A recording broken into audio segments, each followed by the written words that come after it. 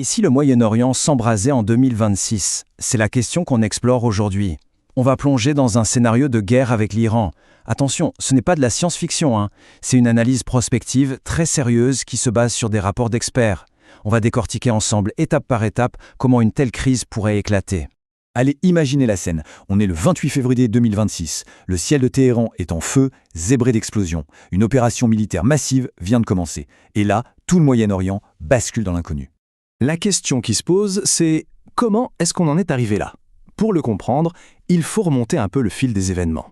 Et ce fil, il nous ramène inévitablement au programme nucléaire iranien. C'est vraiment le cœur du problème, le tic-tac permanent qui a servi de toile de fond à toutes les tensions.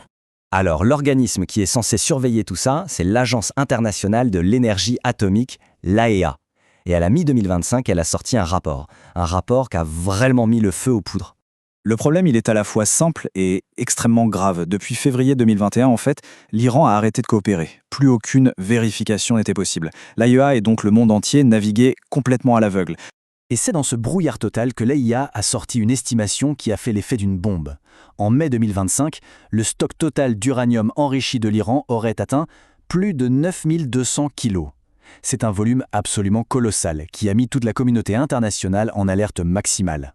Et si on regarde dans le détail, c'est encore plus inquiétant. Sur ce total, près de 409 kilos seraient enrichis à 60%. Bon, pour mettre ça en perspective, il faut savoir que pour une arme nucléaire, il faut un enrichissement à 90%.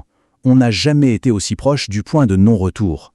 Cette phrase, tirée directement du rapport, elle est sans appel. La INIA admet carrément son impuissance. La perte de surveillance a duré si longtemps qu'elle est devenue irréversible. En clair, le monde ne peut plus savoir avec certitude ce que l'Iran a fabriqué. Donc là, on est dans une impasse. La diplomatie ne marche plus et l'option militaire devient une réalité. C'est ce que les analystes ont baptisé Opération Fureur épique, une campagne menée conjointement par les États-Unis et Israël. Cette chronologie, elle montre une accélération vraiment fatale. Tout part d'une crise bancaire qui mène à des manifestations géantes. La répression du régime est tellement sanglante qu'elle franchit ce que les Américains appellent une ligne rouge. Et quand les derniers pourparlers échouent, l'option militaire devient quasi inévitable.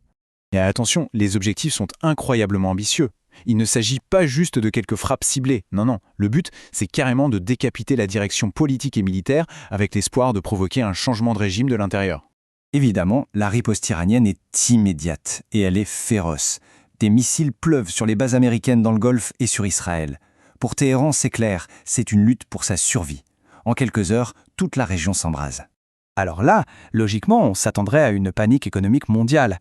Et pourtant, l'analyse d'Edmond de Rothschild montre que la réaction des marchés financiers a été beaucoup plus calme que prévu. C'est ça qui est vraiment intéressant. Il y a un décalage énorme entre ce qu'on craignait et ce qui s'est passé. Tout le monde redoutait un choc pétrolier majeur, une envolée des prix. Mais en fait, la hausse est restée étonnamment limitée. Alors, pourquoi ?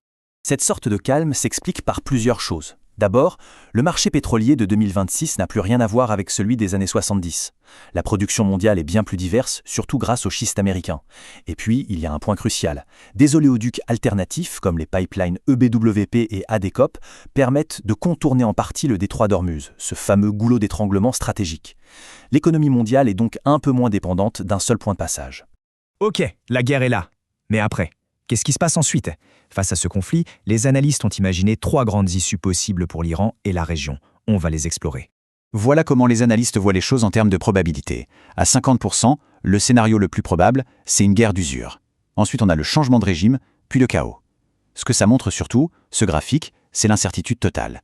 Aucune issue n'est garantie, et le pire n'est pas forcément le moins probable. Décortiquons un peu ce tableau pour voir l'impact de chaque scénario. On y voit les conséquences géopolitiques, économiques et même la stratégie d'investissement qui en découle.